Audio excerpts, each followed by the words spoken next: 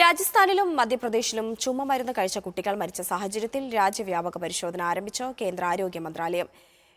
NIV, ICMR, CDSCO, Nagpur AIIMS എന്നിവിടങ്ങളിൽ നിന്നുള്ള വിദഗ്ധർ അടങ്ങിയ സംഘമാണ് വിഷയം പരിശോധിക്കുന്നത്. ഓരോ സാമ്പിളുകളിലും ഡയഎത്തിലിൻ ഗ്ലൈക്കോളിന്റെ സാന്നിധ്യം ഉണ്ടായെന്നും ഏതളവിലാണെന്നുമാണ് നിലവിൽ പരിശോധിക്കേണ്ടത്. തമിഴ്നാട്ടിൽ ഉൽപ്പാദിച്ച ചുമമരുന്നിന്റെ അനുവദനീയമായതിലും അധികം ഡയഎത്തിലിൻ ഗ്ലൈക്കോൾ കണ്ടെത്തിയ പശ്ചാത്തലത്തിലാണ് പരിശോധന വ്യാപിപ്പിച്ചത്.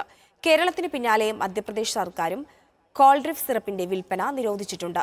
മരിച്ച 11 കുട്ടികളുടെ ബന്ധുക്കൾക്ക് 4 ലക്ഷം വീതം മധ്യപ്രദേശ് സർക്കാർ സഹായധനം പ്രഖ്യാപിച്ചു. പ്രഖ്യാപിച്ച തുക ചെറുതാണെന്നും 50 ലക്ഷം സഹായധനമായി നൽകണമെന്നും കോൺഗ്രസ് നേതാവ് കമൽനാഥ് ആവശ്യപ്പെട്ടു.